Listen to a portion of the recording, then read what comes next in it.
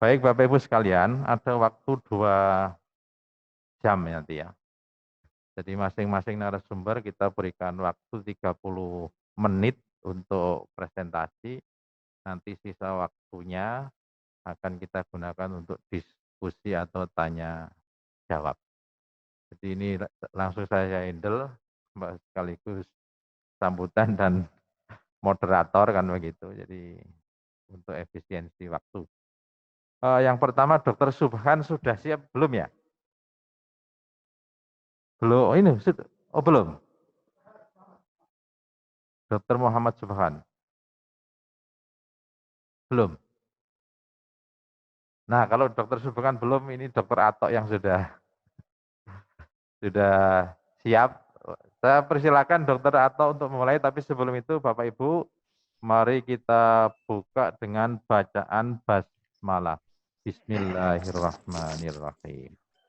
Monggo Dokter Atok, saya persilakan untuk menyampaikan prediksi ya, kapan pandemi COVID-19 ini akan berakhir secara general di Indonesia maupun nanti bagaimana Surabaya dan Jawa Timur ya, karena Jawa Timur ini masih hari terakhir kemarin peringkat 1 ya. Pertama. Yes. Nah, kemudian Surabaya ini untuk peringkat 1 yang di Jawa Timur. Hampir separuh kasus positif di Jawa Timur itu ya dari kota Surabaya. Monggo Dokter Atoilah, Magister Kesehatan, saya persilakan.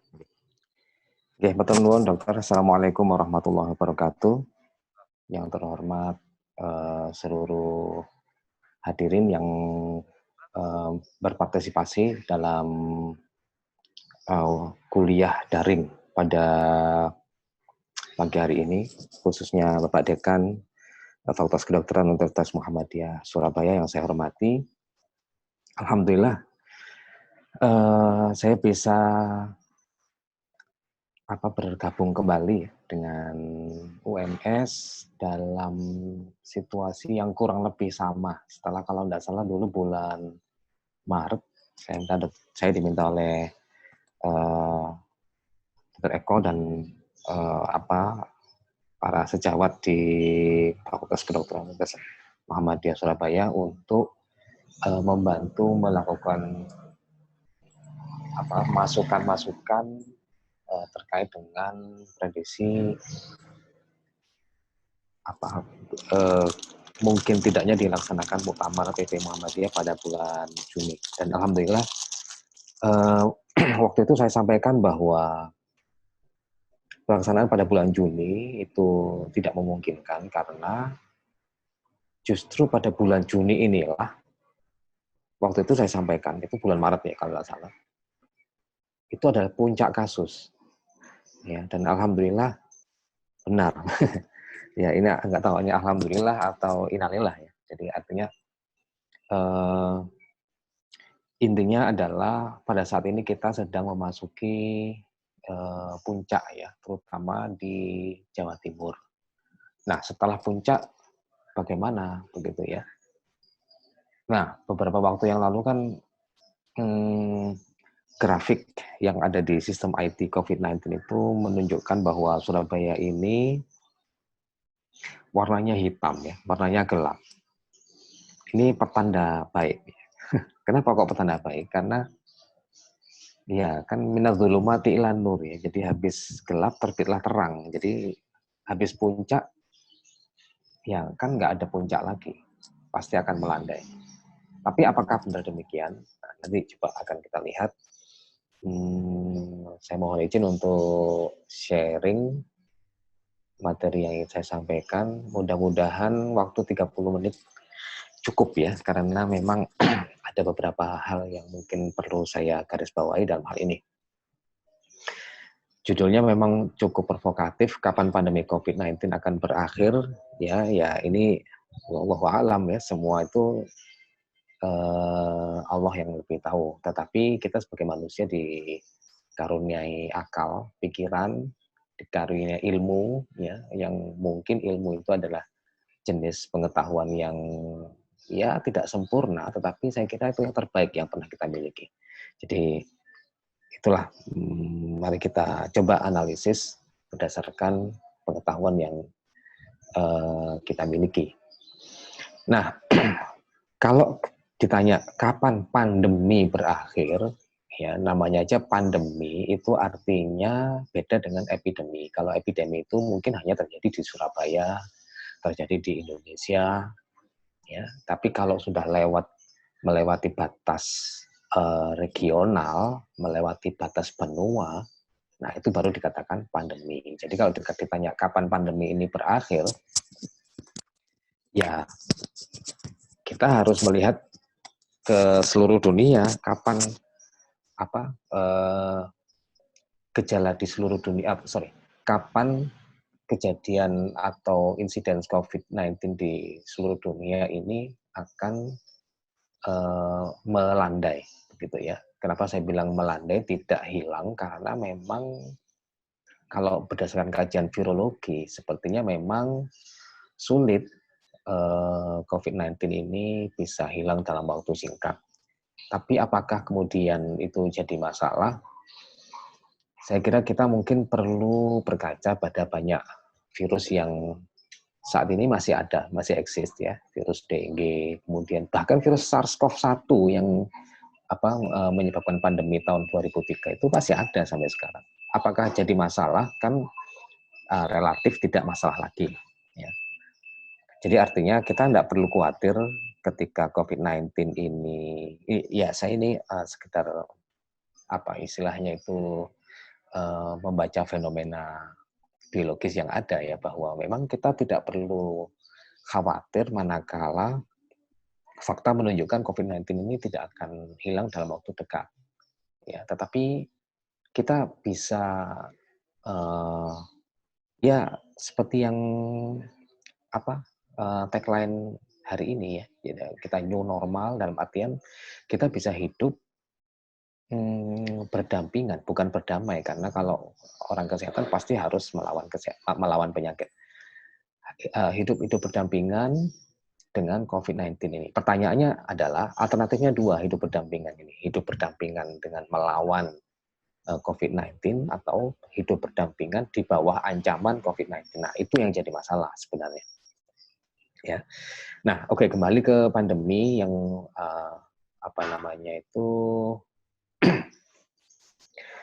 yang artinya harus seluruh dunia.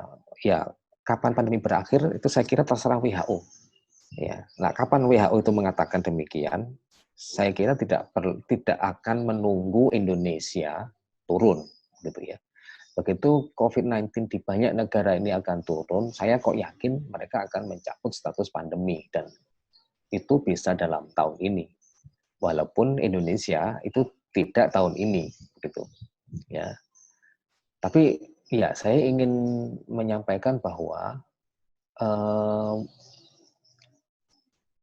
pandemi berakhir ini bukan satu-satunya pertanyaan, karena toh kita juga bisa tetap melanjutkan hidup walaupun pandemi di seluruh negara berakhir atau diakhiri oleh WHO, sementara kita masih jalan, sementara kita masih endemik. Ya, nah itu tergantung dari banyak hal. Nanti akan saya jelaskan. Nah ini kita lihat bahwa sebenarnya kalau kita lihat secara global, Indonesia itu masih kalah jauh dengan misalnya Amerika yang penduduknya nomor 2 ya, nomor 3. Jadi Cina, India, Amerika, Indonesia. Ya, jadi kita masih kalah jauh sebenarnya kasusnya. Cuman masalahnya, pertanyaannya adalah kalah jauh ini karena testing kita yang kurang optimal atau bagaimana. Nah, itu yang jadi pertanyaan. Tetapi intinya kalau kita lihat di sini, ya, seluruh dunia masih tendensinya naik. Sehingga bisa dikatakan bahwa pandemi tidak akan dicabut oleh WHO dalam waktu dekat. Tetapi ada beberapa negara itu yang ternyata kurvanya mulai melandai. Ya, bisa kita lihat di sini misalnya Italia, kemudian tetangga-tetangga sebelah kita, Malaysia, Thailand, ya itu sudah mulai melandai. Ya, sementara kalau Arab Saudi ini masih fluktuatif, ya, naik turun. Ya, jadi, nah ini yang lebih jelas. Jadi kalau kita lihat grafik di paling kanan gitu ya, itu kondisi di tiap negara itu berbeda-beda. Ada yang sudah mulai turun, ada yang masih apa namanya itu merangkak naik ya atau meningkat tajam seperti Brasil, India ini sama seperti Indonesia. Jadi sedang naik. Tapi sementara di Inggris, Spanyol, Italia, ya, negara-negara Eropa yang dulu pernah mencatatkan kasus kematian paling tinggi, ini sekarang trennya sudah mulai turun. Ya. Kemudian Arab Saudi fluktuatif. Nah, bagaimana dengan Indonesia? Jadi Indonesia ini, ya kalau dibanding dengan Brasil, kita nggak parah-parah amat sebenarnya. Ya, cuman sekali lagi pertanyaannya, apakah itu karena tes kita yang kurang adekuat atau bagaimana? Itu nanti akan saya pakai untuk menjawab bagaimana kondisi di Surabaya yang hingga hari kemarin itu mengalahkan DKI. Ya, ya selamat dulu ya untuk Surabaya. Akhirnya kita juara ya.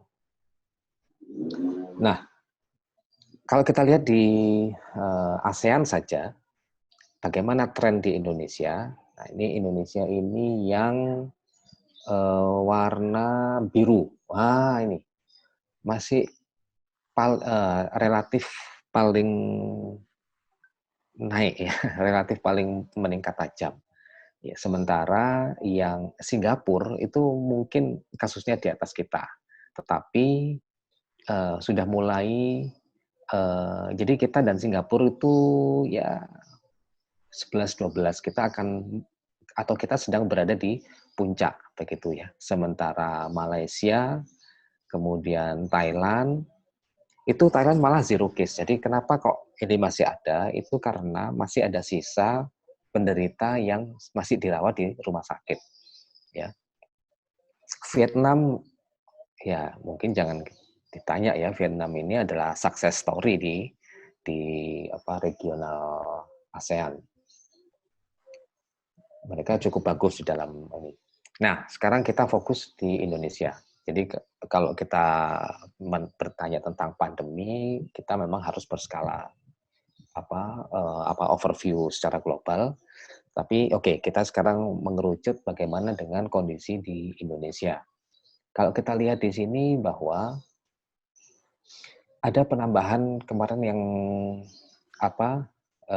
terakhir diumumkan itu ada tambahan 1.000 sekian kasus baru.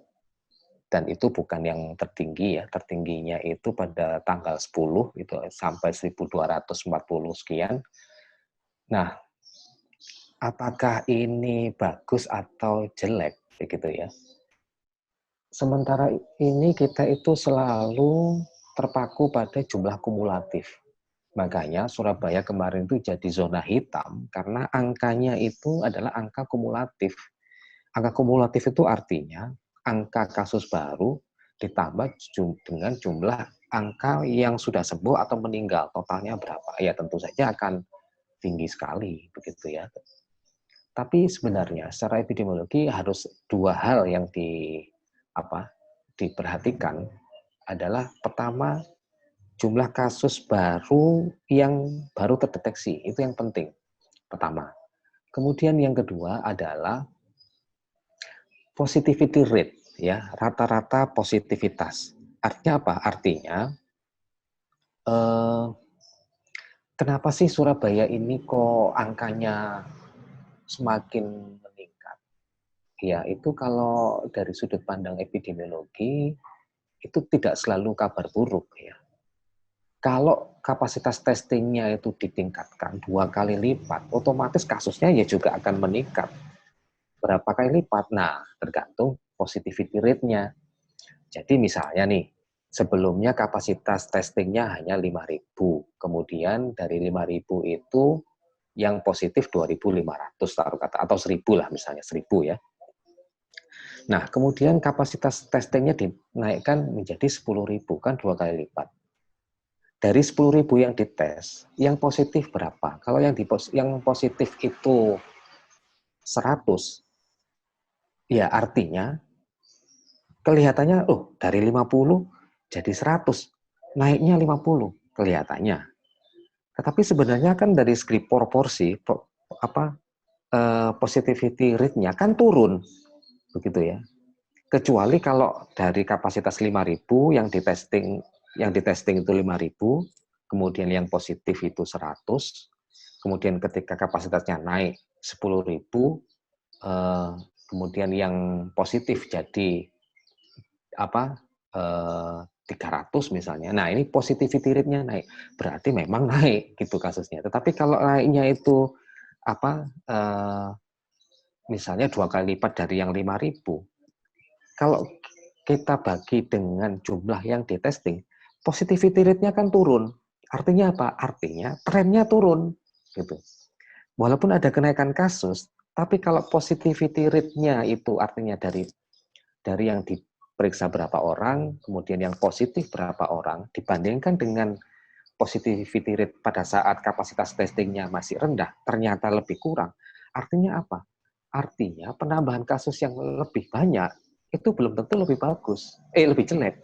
Mungkin itu menunjukkan bahwa itulah real angka yang semakin real angka orang yang sakit, tetapi trennya ternyata semakin turun kan begitu, ya. Jadi kita jangan selalu terjebak pada angka absolut, ya. Jadi harus kita bandingkan. Kalau kapasitas testingnya naik, kemudian naiknya kasus baru itu berapa persen dari yang dites. Dan kita bandingkan dengan ketika kapasitas testingnya itu rendah. Ya, kalau sama aja berarti ya kasusnya landai sebenarnya, begitu. Dan terbukti bahwa saat ini memang Surabaya kan naik, ya kasusnya 200 sekian begitu ya. Tetapi RT-nya turun. Nah ini RT itu apa? RT itu adalah effective reproduction number, kemampuan penyakit ini menular ke orang lain. Jadi artinya kalau RT-nya itu 2, maka satu orang penderita akan menularkan ke 2 orang yang lain. Tapi kalau RT-nya itu 1,5, maka satu penderita akan menularkan ke kurang dari 2 orang yang lain. Nah, kemarin kita coba hitung bahwa ternyata walaupun jumlah absolut angka di Surabaya itu naik, karena testingnya naik tadi, tapi RT-nya turun. Jadi artinya kemampuan penularan di Surabaya ini turun. Nah, ketika RT itu nantinya akan mencapai kurang dari 0, kurang dari 1, artinya satu penderita belum tentu menularkan ke satu penderita yang lain. Bisa saja ada peluang tidak menularkan ke penderita yang lain. Nah, ketika itulah maka walaupun COVID-19 ini tidak benar-benar hilang, tetapi terkendali. Artinya kita bisa hidup berdampingan, dalam artian bisa tetap mewaspadai, tapi tidak harus hidup di bawah ancaman. Beda dengan sekarang ketika RT-nya masih di atas 1, kita paksakan hidup berjalan, maka kita hidup berdampingan dengan COVID-19, tetapi dalam kondisi di bawah ancaman COVID-19. Ya, jadi bedanya di situ, di RT-nya itu nanti. Ya, jadi walaupun angka absolut Surabaya itu naik, tapi RT-nya turun. Ya, dan angka kesembuhan juga naik. Ini yang penting karena nanti ada kriteria tambahan yaitu suatu daerah boleh masuk ke new normal, ya selain RT-nya harus turun, kemudian kapasitas fasilitas kesehatan itu juga harus memadai untuk bisa merawat orang yang sakit. Nah, kita lihat bahwa itu akan tergantung pada berapa tinggi tingkat kesembuhan di daerah tersebut. Ya, ini yang masih di Indonesia. Coba kita lihat di beberapa daerah. Nah, ini tendensinya memang turun. Jawa Barat malah sudah 0, ini luar biasa. Dan ini stabil. Kalau Jawa Barat itu bisa mempertahankan di bawah 0, di bawah 1, di bawah 1 selama minimal 2 minggu, artinya Jawa Barat sudah siap untuk masuk ke new normal. Ya. Bagaimana dengan Jawa Timur? Jawa Timur, nah ini Jawa Timur ini masih 1,0 ya. Jadi ya tinggal dikit lagi sebenarnya kita bisa mulai masuk ke 0, ya tergantung apa. Nah, kita lihat nanti. Ya, tapi banyak daerah-daerah lain yang sudah masih sama seperti Indonesia, sama seperti Surabaya dan Jawa Timur ya. Hanya Jawa Barat yang raportnya cukup bagus dalam hal reproduction number ini.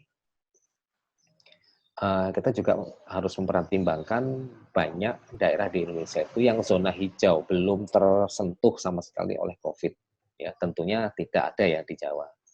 Tapi ini akan menjadi jawaban dari pertanyaan kapan pandemi ini akan berakhir di Indonesia. Ya, itu manakala zona hijau akan bertambah. Nah, ini Surabaya Raya. Kita lihat di sini. Pada saat mulai PSBB ini tanggal 1, dan pada saat pelaksanaan PSBB ini malah tambah naik kasusnya. Nah, ini artinya orang masih gagap ya. Orang tingkat kepatuhannya masih rendah sehingga di PSBB malah tambah naik kasusnya. Gitu kan. Nah, ini di akhir PSBB juga tambah naik ini yang PSBB ketiga ini kalau nggak salah tambah naik. Tetapi sekarang trennya sudah mulai turun. Ya, bagaimana dengan Sidoarjo? Ya kurang lebih sama. Ya, cuman memang Surabaya ini 54% ya dari kasus seluruh Jawa Timur, sementara Sidoarjo itu sekitar 14%, Gresik sekitar 6%. Ya, tapi mudah-mudahan ini memang betul-betul karena kapasitas testingnya digenjot ya, artinya Surabaya mewarnai 54% Jawa Timur ini karena memang testingnya saya kira cukup luar biasa. Nah, ini beberapa apa namanya itu yang tadi saya sebut sebagai angka reproduksi effectivity RRT tadi itu tingkat penularannya yang harus kita kejar di bawah 1, baru kita sudah bisa bicara tentang new normal. Ini di Surabaya Raya ya, jadi masih fluktuatif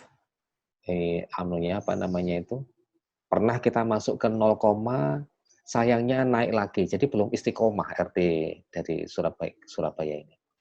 Ya, itu kalau sudah istiqomah sampai 2 minggu, nah kita baru bisa bicara tentang new normal ya. Jadi tinggal dikit lagi sebenarnya.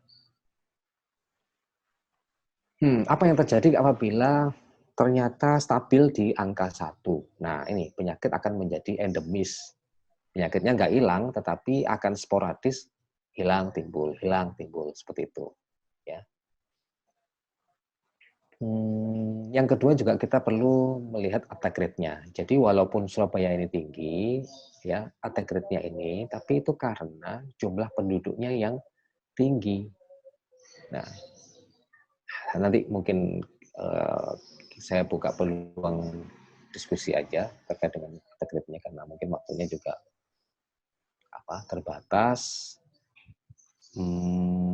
Nah, sekarang kapan sih kita mau atau kita boleh bicara new normal? Itu kalau Bappenas kan kriterianya ada 3, yaitu tadi yang saya bilang ya, effective reduction number-nya itu harus kurang dari 1 selama 2 minggu. Kalau hanya 1-2 hari aja masih belum boleh begitu ya. Kemudian yang kedua, sistem kesehatannya harus bagus, di mana walaupun nanti ada orang yang sakit tetap bisa tercover. Yang terjadi sekarang ini kan masih ditolak ya, banyak orang yang sakit akhirnya ditolak karena ruang isolasi penuh. Nah, itu berarti sistem kesehatannya masih belum bagus. Kemudian jumlah testingnya itu per 1 juta penduduk 3.500. Kita saat ini mungkin sekitar 1.800 sampai 1.900 ya. Nah, kalau berdasarkan RT, ini saya pernah mencoba membuat suatu prediksi, dan alhamdulillah prediksi yang saya buat 2 minggu yang lalu ya, kalau tidak salah, itu kurang lebih hasilnya mirip dengan prediksi yang juga saya buat pada bulan Maret pada saat rapat dengan PP Muhammadiyah. Artinya apa? Artinya puncaknya itu terjadi pada minggu ke 120 ya, mulai dari 120 yaitu bulan Juni ini, dan akan berlangsung sampai Agustus Baru pada bulan Agustus akan mulai turun. Ya. Nah, ini secara secara umum. Tapi itu dengan menggunakan seluruh jumlah penduduk Surabaya yang 3.100.000. Tapi kalau dengan menggunakan angka OTG, ODP, PDP, ya, ya trennya sama. Trennya itu puncaknya ya pada bulan Juni ini dan akan turun pada bulan akhir bulan Juli. Ya, trennya sih sama trennya. Ya, bedanya hanya di angka orang yang sakit. Kalau dengan menggunakan OTG, ODP mungkin nggak terlalu banyak ya. Orang yang sakit hanya 500.000 ya. Nggak banyak itu ya. Tapi kan 80% tanpa gejala. Ya, tidak semua membutuhkan perawatan di rumah sakit. Cuman skenario ini akan terganggu bila, nah ini pertama, sekarang ini masyarakat mulai loss, ya artinya protokol kesehatannya mulai nggak dijalankan, maka skenario puncak yang tadi saya sampaikan ternyata masih dipuncaki lagi, ya. Jadi puncaknya naik itu di bulan ini, ya. Cuman tetap penurunannya di bulan Juli hanya angkanya, ya, angka orang yang sakit yang bertambah, ya. Atau, nah kita perlu memperhatikan fenomena sosial di mana nanti pada bulan Juli itu ada mobilisasi kultural, yaitu misalnya Idul Adha, ya di mana banyak orang yang melakukan mobilisasi dan mungkin juga interaksi sosial. Nah, maka akan terjadi puncak baru di bulan Juli, ya. Nah, tapi sama semua prediksi Agustus itu melandai. Melandai ini artinya penyakitnya tidak hilang, tetapi sudah bisa kita kendalikan. Ya. Atau gelombang baru penurunannya itu agak telat, ya, ketika pelonggarannya itu artinya orang-orang sudah mulai karena tadi saya bilang Agustus mulai turun, nah orang mulai bebas lagi, alah nggak usah new normalan, buka masker, physical distancing lupakan, maka September akan muncul gelombang baru. Nah ini, jadi kasus COVID-19 ini sangat dinamis, tergantung pada fenomena sosial yang terjadi di masyarakat.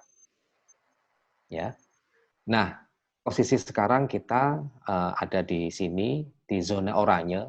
Jadi kalau BPNP membagi zona di Indonesia ini menjadi merah, kuning, hijau. Kita ini di oranye, ya. Jadi antara merah dan tidak merah banget, tapi juga nggak kuning, ya. Tetapi di zona oranye karena beberapa indikator kita yang masih belum bagus, ya. Kita harus mengejar minimal ke zona kuning, gitu ya. Kapan zona kuning itu? Nah, kalau skornya di bawah di atas 3, ya. Di atas 2,5, ya. Itu baru kita masuk ke zona kuning. Sementara ini kita masih 2,2, jadi kurang 0,3. Ngitungnya bagaimana? Nah, ini banyak, tapi mungkin akan cukup menyita waktu kalau saya bahas satu-satu. Intinya bahwa, nah ini, apa yang boleh dilakukan oleh daerah yang divonis, gitu ya, zona oranye. Nah ini kita masih di level awas, begitu ya. Jadi ekonominya bagaimana, kondisi sosialnya bagaimana, pengendalian penyakitnya bagaimana, ini semua ada di kolom ini. Nah, kemudian ketika kita sudah mulai masuk ke zona kuning, ya taruh kata, bagaimana kemudian melakukan skenario new normal sehingga prediksi yang tadi itu tidak muncul gelombang baru di bulan September, ya. Nah, itu adalah yang pertama pengetatan kriteria epidemiologi, surveillance dan fasilitas layanan kesehatan seperti yang tadi saya sampaikan di slide ini. Ya, di 3 ini harus dikontrol ketat nih. Ya, supaya tidak terjadi gelombang kasus baru. Kemudian nah, yang sering kita lupakan adalah kita perlibatan masyarakat, ya. Sektor publik ini sangat penting karena kita ini nggak bisa mengendalikan penyakit ini hanya mengandalkan rumah sakit ya, karena rumah sakit itu yang ngobati. Ya, kalau semakin banyak yang sakit ya rumah sakit akhirnya jebol juga. Sekarang ini 175 nakes di Jawa Timur terinfeksi COVID. Ya, jadi sekitar 6 dokter meninggal dunia karena COVID di Jawa Timur saja.